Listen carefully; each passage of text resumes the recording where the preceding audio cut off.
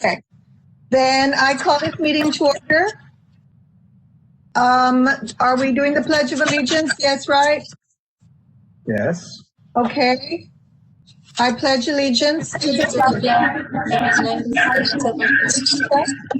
and to the republic for which it Nation under God, indivisible, with liberty and justice for all.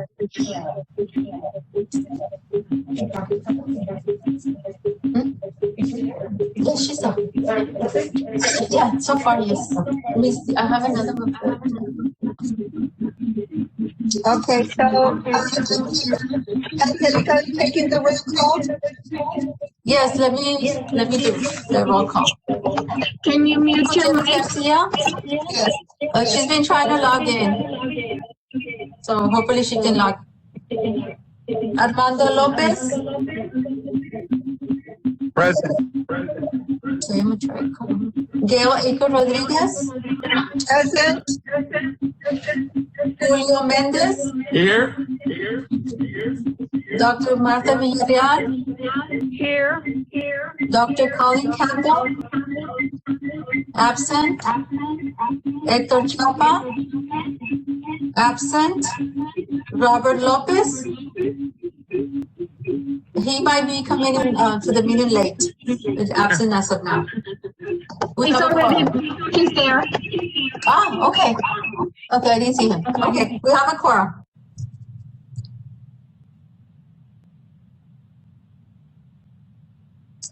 Okay, so we all received the, are we at that point? No. Citizens' comments. We have citizens' comments today.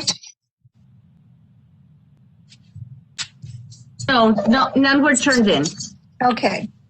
Then the minutes, we received the minutes in the packet that you send.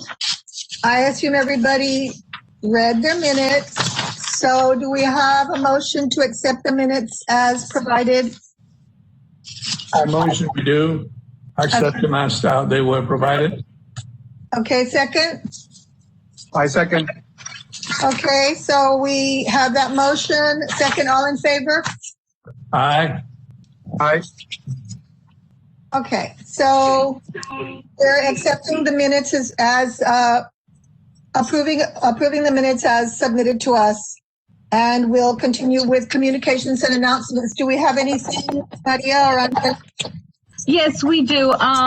Councilman Vilma is wanting me to let you know that she's going to try to use part of her 2% from the public arts ordinance to have some murals done here at the library. And she is contracted or wanting to contract artist Abel Gonzalez. He's a local artist. He's the one who did the Jovita Hidar murals here at Bartlett Park. I believe that's where they are. And he also did the Vanessa Guillen mural. Right. So what he's wanting to do, and I was supposed to get some renderings, but I didn't get them in time to show them to you. But if you recall, at the library, there's a tower that has several sides. Right. She is wanting to get portraits of Hispanic authors with their books in the background. So this needs, of course, it needs city council approval as per the city attorney, and that's because this facility is used by the entire community. So she is going to try to take it to council in the first meeting in December. And she just wanted me to let you know about this, and that she hopes she gets your blessing on that. Okay. Sure. When they have now, they've taken their 2%. They're not going to send out a call to artists, so maybe other artists can submit other ideas. It's always just going to be someone they choose. I don't understand. Well, in practice, Ms. Gail, they haven't. They have chosen the artist. So far, what I've seen, they haven't gone out made a call out for artists. It's possible it can still happen if somebody has a project that they want ideas on. They could still do that if they want. Maria, is it not stated in the bylaws? Can you hear me? Can you mute, please? If you could, I don't know who doesn't have their as was the last time the city attorney, I mean, it's not that they have to go. This year they decided to divide the funds among the districts and have each council member decide where they want the art.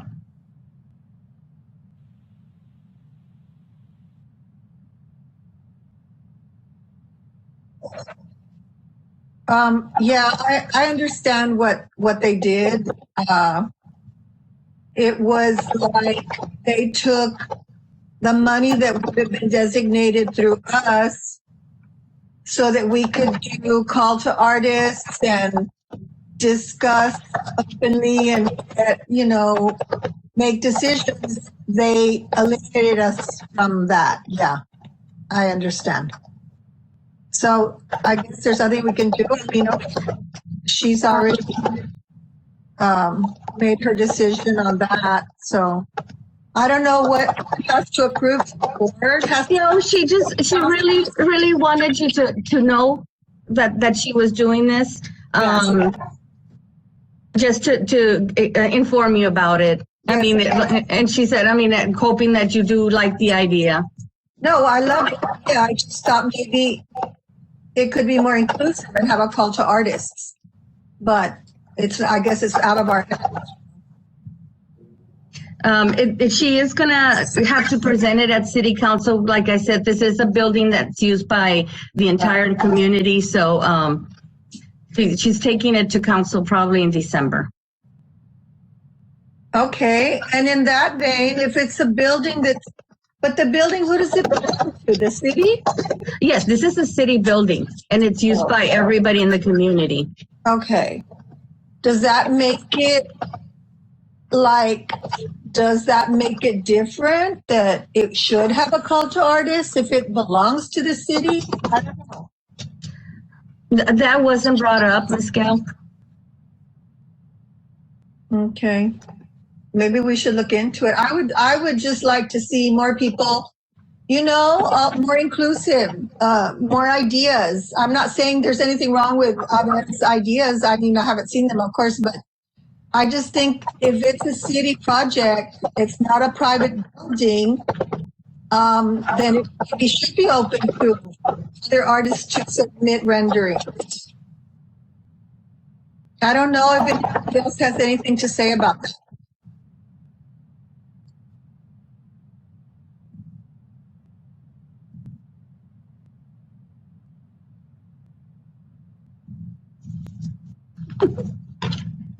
Nobody else on the council has anything to add?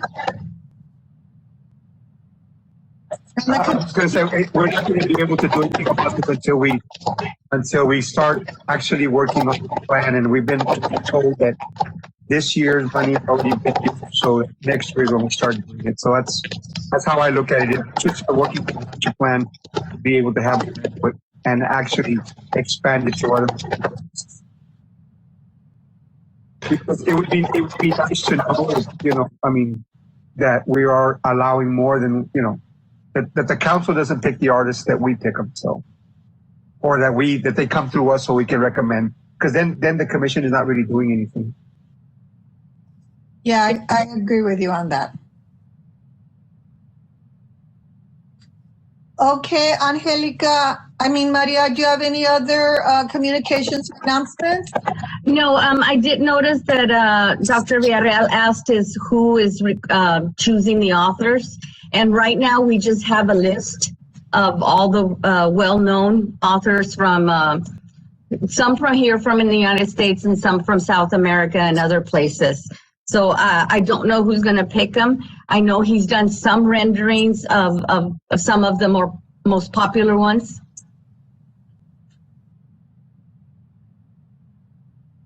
Okay.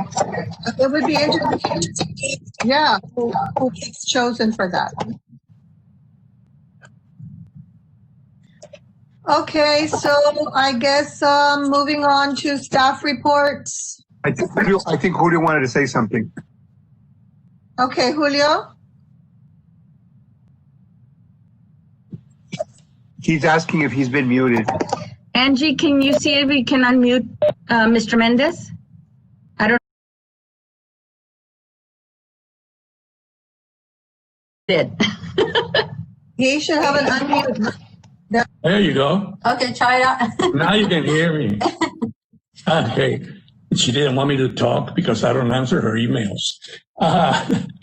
Yeah, my comment was basically the same thing that we've been saying according to the murals itself. I believe that most of the things that we have done have always also been in city property. And we have gone through the process of having a selection of several artists that were able to submit their work. So I don't know why in this occasion it is different. I know that we had basically the same comments for the Bailly project, and that project went to a private entity. But you know, that was one of the things that we were concerned with just months ago.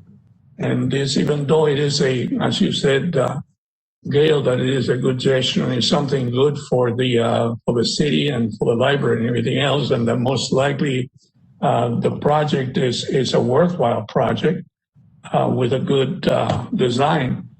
Still, that the concern that I have is not being given at least the opportunity to be able to see what is going to be implemented even after the funds have been taken away. Because in reality, the way that I look at it is that we're bringing brush to the side. And, you know, I don't know then what will be the purpose of us being here. That's my point of view. Yes, I agree completely.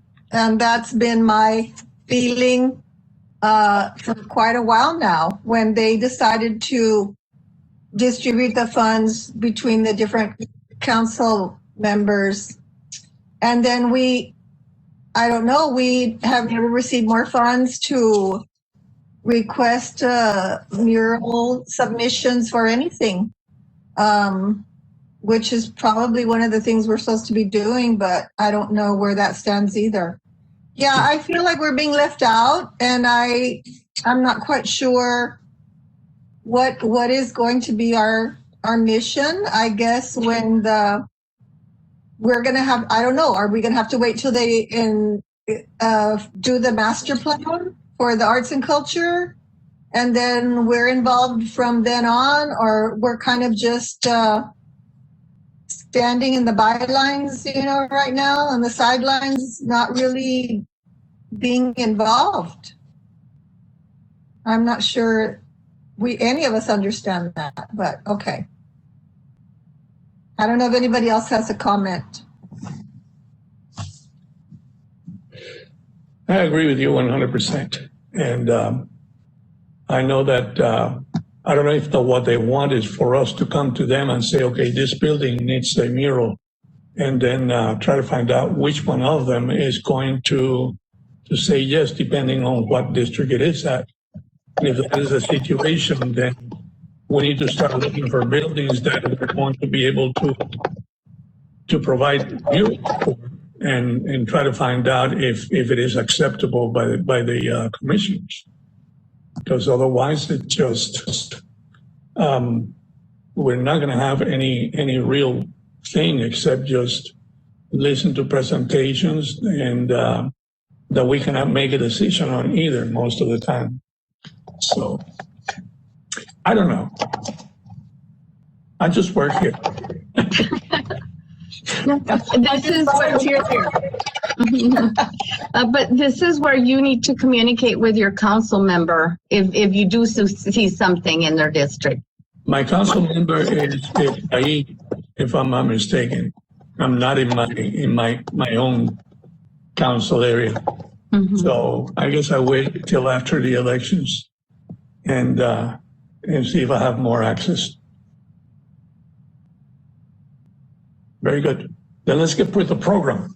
Okay, so staff reports. Nadia?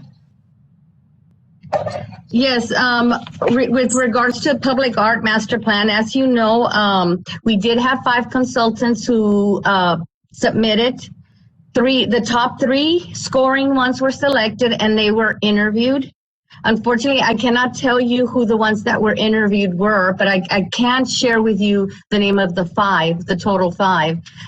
It's going to go to City Council December 7th for awarding the contract.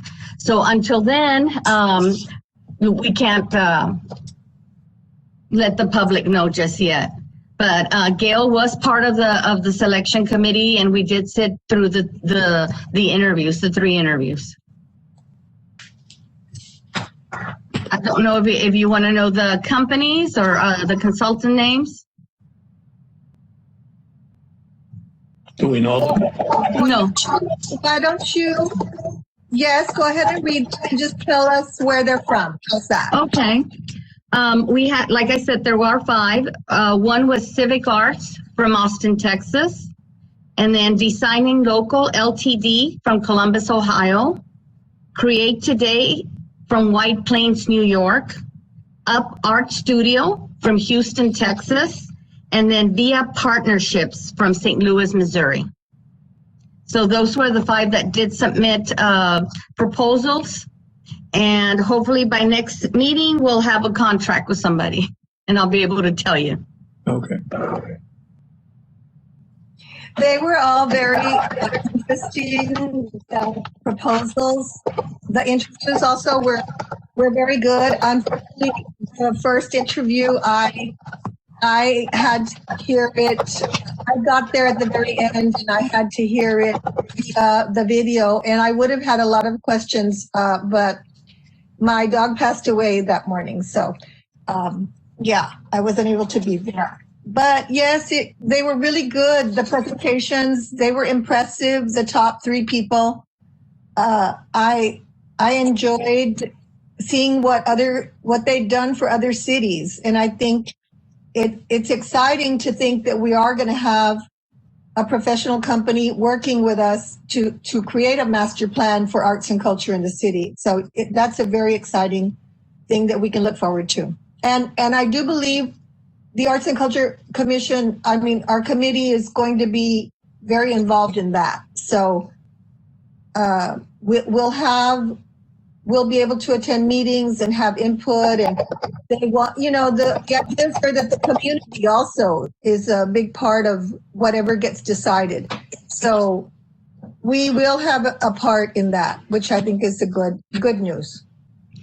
That is one thing that was mentioned throughout the interviews. So you will be very much involved. Yeah, so that's good news for us as a group. So gives us a purpose in life, I guess. Okay, the Clark Boulevard mural, Maria? Yes, and I know some of you were talking about it before the meeting started. Councilman Torres has selected artist Sandra Gonzalez to redo that, and he's using his funds from the ordinance. I know that was something that had been discussed before by the commission a while back. She is going to incorporate parrots in it.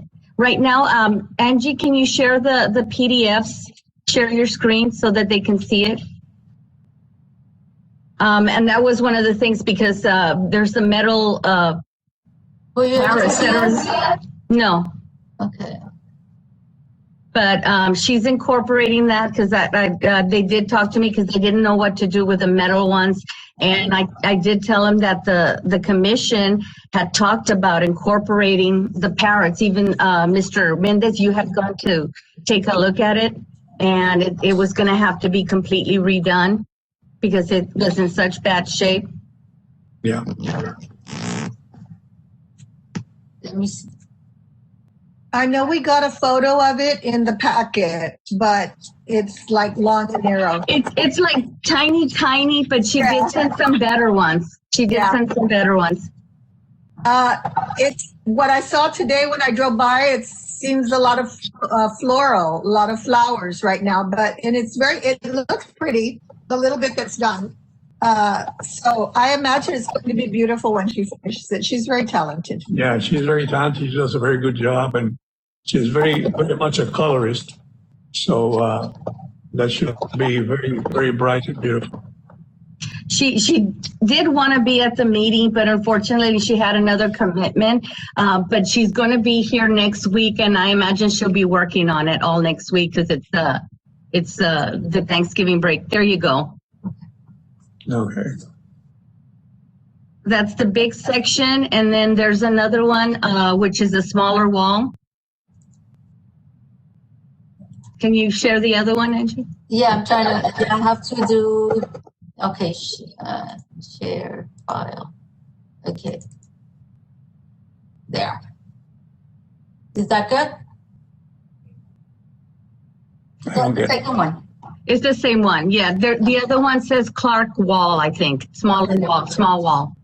Let me check. What is it, the middle section? It's a family, it looks like, picnicking, and it says Laredo. Okay. All righty. I was just wondering if it was anybody we knew. Okay. Yeah, it's actually very pretty. And then she's going to redo the parrots? I believe she is, because there was a question as to, how would that fit in? Right. And she agreed she's probably going to put some parrots on some of the floral, some of the bigger one, and then hopefully redo the other ones. Okay. And the little wall that is the extension that goes another block or so, is that going to be painted also, or? Yes, and I think Angie's trying to get that up there because she did send the rendering for that one too. But if we can't get it up there, we can go ahead and send them to you all. Okay. Okay. Okay. Well, I think hopefully it's going to be, it's going to be beautiful. I'm sure it is. Yeah. Very nice. Okay. So next is the 100 Years of Women's Right to Vote virtual art contest. First of all, thank you, Gail and Mr. Mendez for helping us with the judging of this. There were some winners. If you go to the city's webpage under newsroom, you'll find the story there. And there's a video of a virtual gallery where we show all the submittals. And then there's also a separate section where all the winners are there's pictures of the ones who won. Where is that? It's the City of Laredo webpage, cityoflaredo.com, I believe. And just go to where it says newsroom. And just scroll down to where the story is. And if you click on that, at the very bottom are the links for the video and for the pictures. Okay, thank you. Okay, so I guess we're on to the items for discussion and possible action. And I know we have Carmen Garcia-Revalo with us today.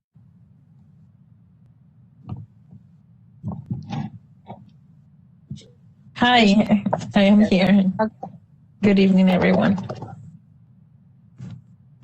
Good evening. Hello. Do we need to take this mural down? I don't know if Carmen has. Yes, just give me a minute, please. Sorry. Yeah. Okay. Can you stop sharing, Angie? Stop sharing your screen.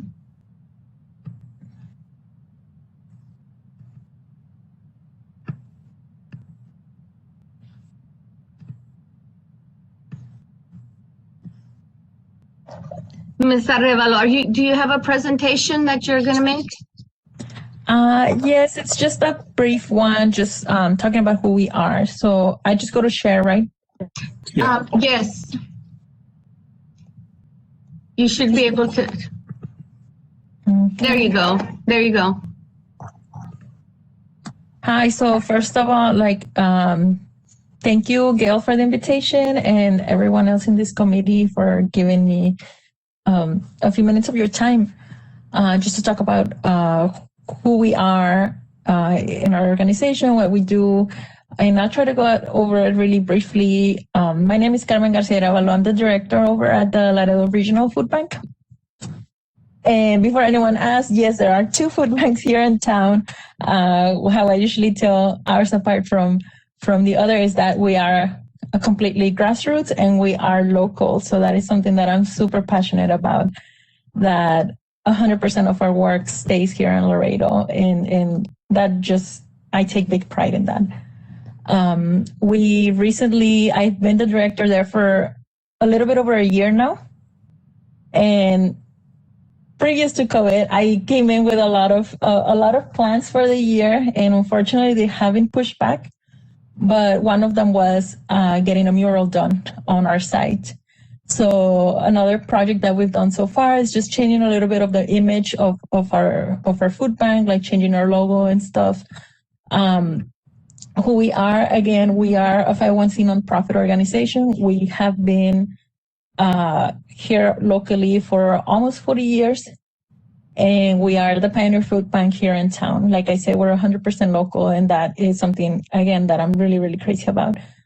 This is a little bit of the rundown of how a food bank operation works.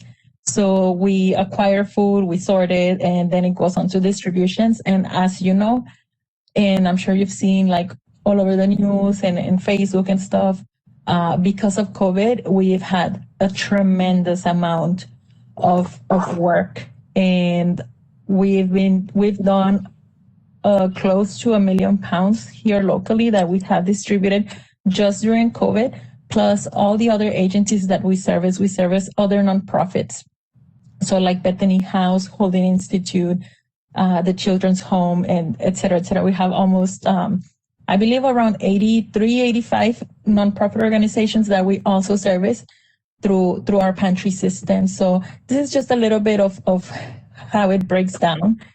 And because a lot of people are always curious about how a food bank works. So basically what we do is we get a lot of the food that would otherwise would go unsold at the stores. It's stuff that doesn't sell.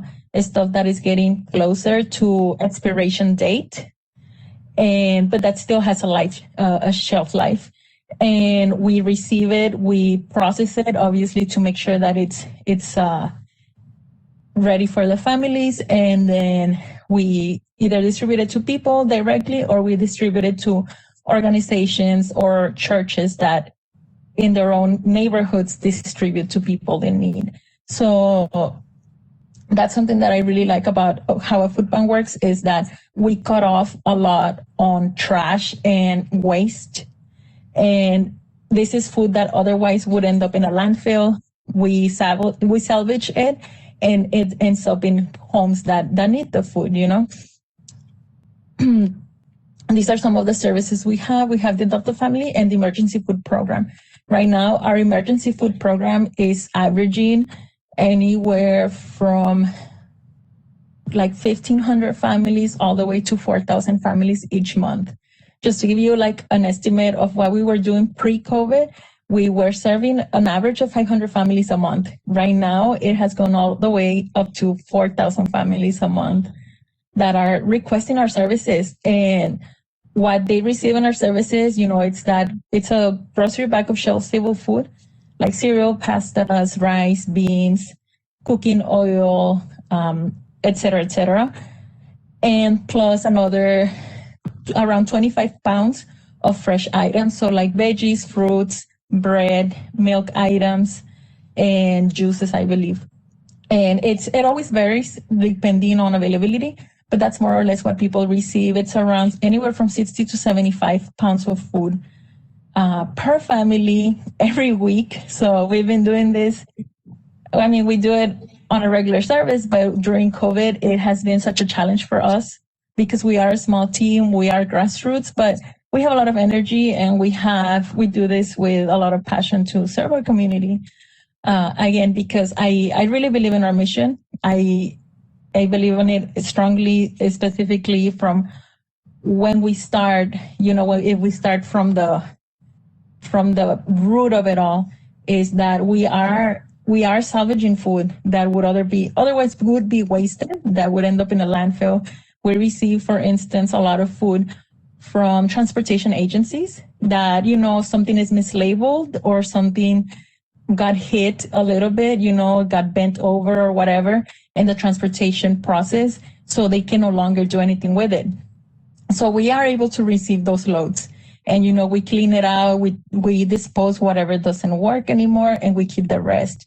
And it's food, again, otherwise would end up in the landfill. So that I really like that we do that. And we do impact a lot of families, and that is a great feeling.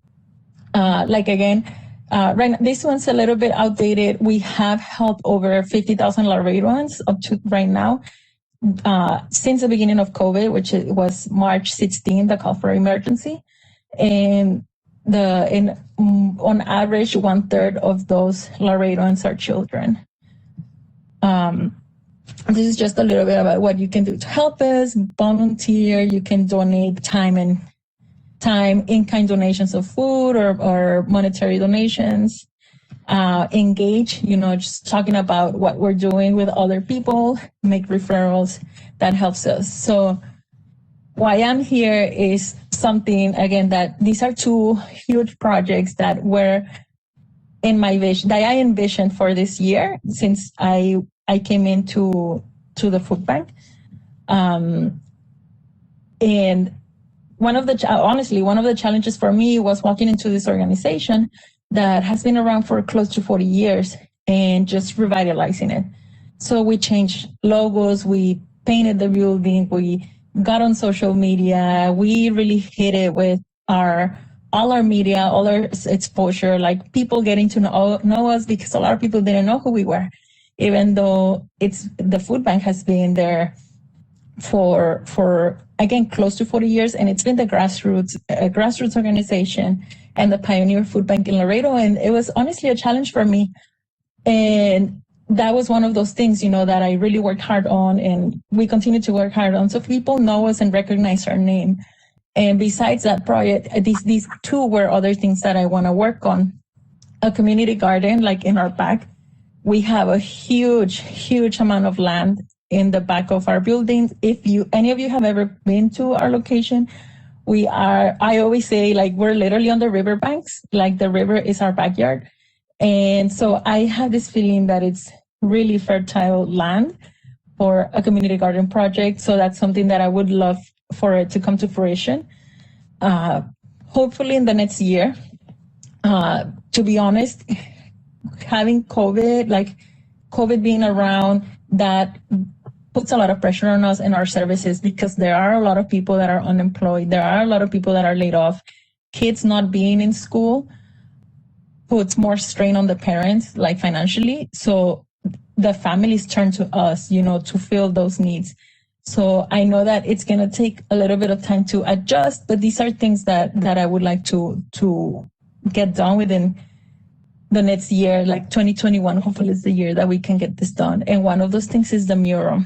Now, a mural, I would like it to bring in some of these ideas and some of these things that we have as roots for the organization, such as sustainability, like how we reduce so much waste, how we help the community, and how we feed a lot of migrant people, all these like vulnerable communities, migrants, pregnant people, children, elderly. A lot of our clients are those groups. So I would like to incorporate all of that and incorporate that we are an organization that is extremely sustainable. If you would like to see our building, if you've never been, this is our building. That's actually the old logo. But let me go back to Anna. We are like deep in West Laredo. So this is right next to the Water Museum. So you see it back there. That's also that's a gorgeous building. I love that building. So the wall, again, I'm not sure if you've seen our distribution photos or footage. Usually we have all the food here in the front into two different lineups, and people line up on this parking lot, going like into the parking lot and then going north on Anna. So the line comes around like this, and then they drive through our front. So I would like the mural to be in this wall back here, the wall facing, doing it wrong. This wall facing south, because as people are lined up here waiting to receive their food, it would be something, a beautiful sight to look at. And hopefully in the future, when there is no more COVID, it's something that can get the community engaged, that they would go and take a photo there with their group of families and the people that come here, the volunteers, clients, the church groups and stuff like that. So this is the wall that I am considering for a project like that. Like I said, it faces into the Water Museum, into that parking lot. And this is where usually we have that line up. The Water Museum and us share that parking lot. So that's where people line up and the cars face that way, face north. So again, that's just what I have in mind. Obviously, I don't have a rendering because I'm not an artist, but I would leave it all up to the group.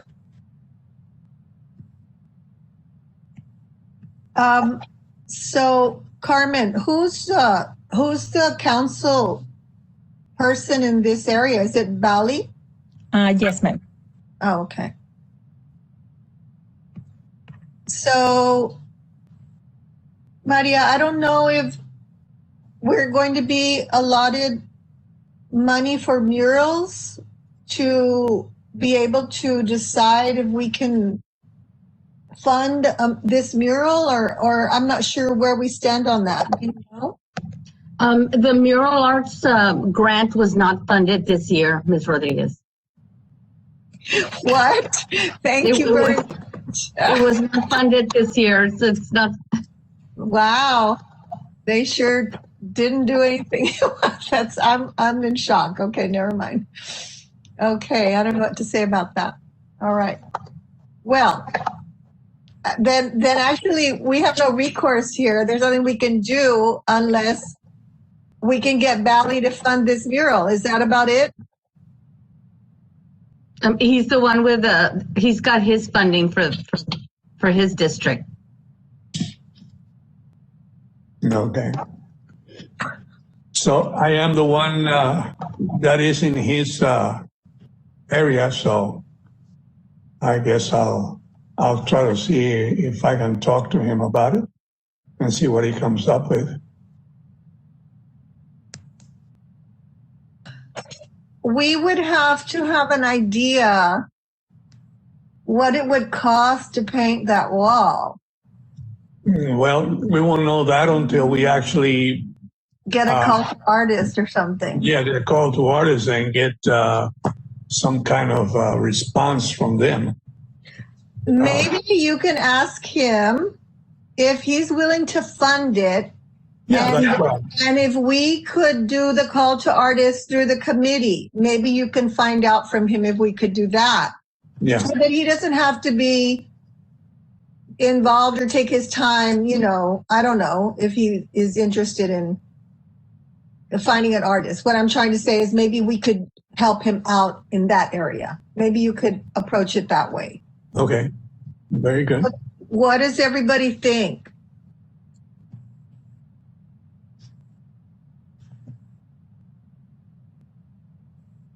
Well, I agree with what Julio and you were talking about. Obviously, we don't have the funding ourselves. We need to talk to a council person to do it. So, yeah. It is an action item. I don't know if you want to put it in the form of a motion. Okay, can we have a motion to approach the councilman for this district, Bally, and see if he would approve a mural with his funds, and if he would like us to help him out by doing a call to artists through our committee? I second that motion. Okay. So everybody in favor? Aye. Aye. Okay, so I guess, Julio, then it's up to you to approach him and with this idea to help out Carmen with the wall for her food bank, and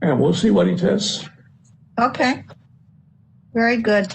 So Carmen, thank you very much. And we're going to move forward with this and see what we can do to help you. Thank you for the work you do, Carmen. Yeah, thanks for all the good That's work. a very important work. Yes, thank you. Thank you for your time again. Okay. Good night.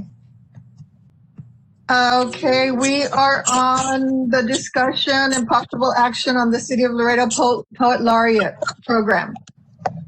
If you recall, the commission asked to extend the application process till the end of October. We did advertise it.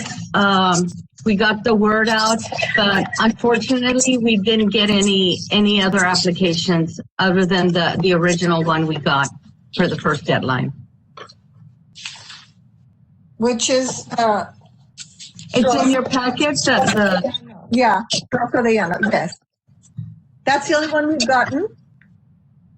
yes, ma'am. So I don't know where that leaves us. We have to accept whoever, the only one we got, or do we try to get more people to, do we extend it again? It is up to you. It's up to the commission. What do you guys think?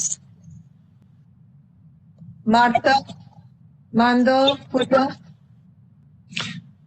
I mean, Rob, I don't know if Bobby's on. Is Bobby on? Yeah. It Anyway, looks like he is, yeah. okay. Can you all comment, please?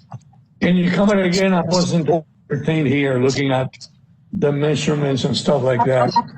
We're talking about the Poet Laureate. Yeah, no, but what was the situation? Well, we only got one application, one person recommended. And so should we extend it? Because we only have this one submission. Do we need to extend it to see if we can get more people to submit names? What do you all think? Well, is the one person that submitted, since this has been on for a while, is that person who submitted qualified? Yes, actually, she didn't submit it. Two people submitted it on her behalf. It's Rosa de Llano. Rosa Maria Ceballos de Llano. I think she's highly qualified. I don't know. I don't know what, Mando, you think? Because you're... I think she's qualified. I mean, it's a pity that other people didn't apply, but you can't force people to apply. And so, I know that some of the younger poets just have to do a little bit more work for them to meet the qualifications. Yeah. I think that's the problem. Based on the criteria that you have there's a lot of younger poets that still haven't gotten there, but that's kind of what you want in a poet laureate, is somebody who's, published and has been at it for a while. And, Rosa Maria has been at it for a while. So, we're only recommending to the council. We can tell the council that that's what we did, and then they can decide after that. But I know we would like to give them as much, opportunity as possible. But if nobody applies, it kind of looks like we're working against the one person who did apply or who was nominated. I'm wondering, Maria, because I know they're going to announce the winner of the master plan for the arts and culture. Do we want to wait and see if that planning group might have other ideas about how to get more people to submit, or should we just go ahead and accept her for this first time? And then maybe once we make this announcement, other people would get interested and say, oh, I'd like, to submit maybe for another year. I don't know how long it is like. Is it every year or how does it's supposed to be on a yearly basis. Okay. So how much is the stipend that they're going to get? I believe it was 1,500. 1,300. 15. Oh, 1,500. And once again, what would be the responsibilities?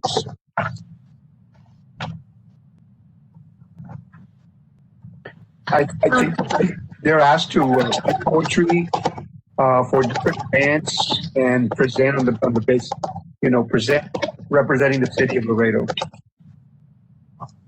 Okay. So, for example, if they're going to have a commemoration of something, then the council could ask the poet laureate to do a poem about the event or the person that they're honoring or something like that. So it's kind of like going, because many typically what a poet laureate does in other communities is they are present and are part of the agenda sometimes for presentations that they might have.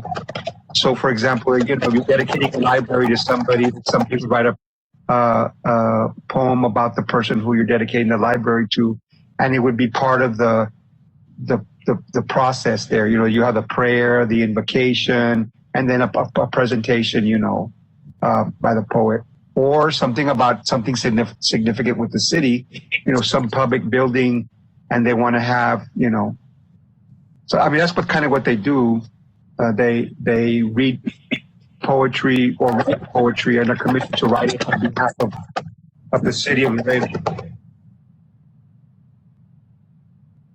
And they're also asked to maybe work with students on that. And I know she has a long history of working with students. Yeah, Rosa, she just contributed her collection of calaveras to some art institute in Laredo or someplace like that that's going to be housing it now, because she used to do that when she was at Cigarroa. So, I feel awkward not pushing her forward just because of the fact that, whoever nominated her, they stick to all the guidelines, and and then city council can do with it what they want. She was nominated by Sylvia Bruni and Dr. Gabriela Mendoza Garcia. Right.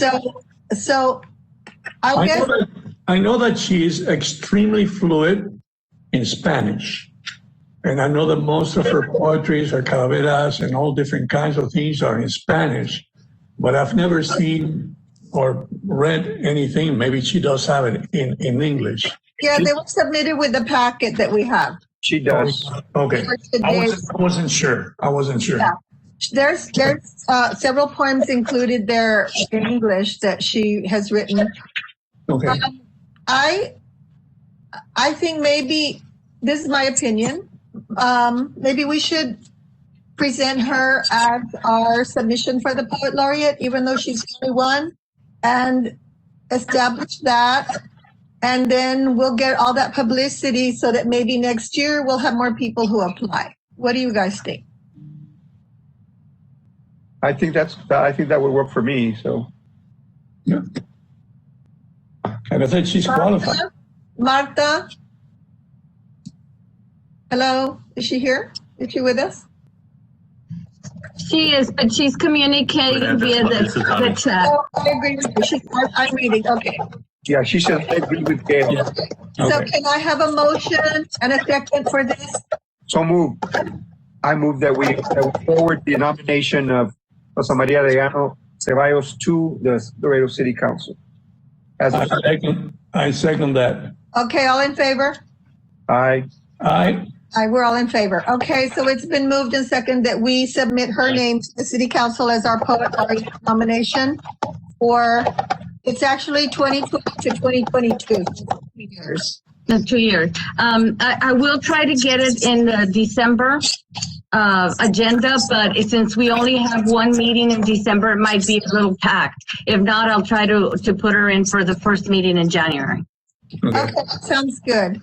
All right, well, that's good. I'm glad that we at least had that one submission, and I think once people understand, even the fact that there's a stipend, that goes along with it, and it's an honor. I think maybe we'll have more people getting involved in 2022. So. Right. Okay. Our last month. Are we going to have a meeting in December? We do. If we do, it'll be on December 17th. Angie, if you choose to skip the December meeting, we do need to submit a form to the city manager for approval.